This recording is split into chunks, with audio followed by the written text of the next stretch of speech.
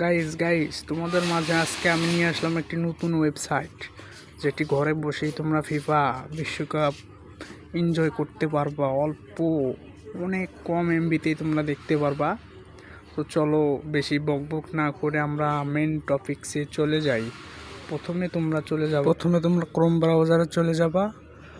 উপরে search bar আছে, উপরে সার্চ বারে তোমরা লিখবা স্পট TJY লিখে তোমরা সকলে সার্চ করে দিবা। সার্চ করলে উপরে দেখবা এমন একটি অপশন আসবে, ওটাতে ট্যাপ করবা। ট্যাপ করার পরে দেখবা ফ্রি ডাউনলোড লেখা আছে, ওটার উপরে একটা তোমরা ট্যাপ করবা। ট্যাপ করলেই নিচে দেখবা 4টা অপশন আছে, মানে 4টা ভার্সন, যেখানে একটা ডাউনলোড করে নিবা। ডাউনলোড করার পর তোমরা ইজিলি খেলা এখান থেকে দেখতে পারবা।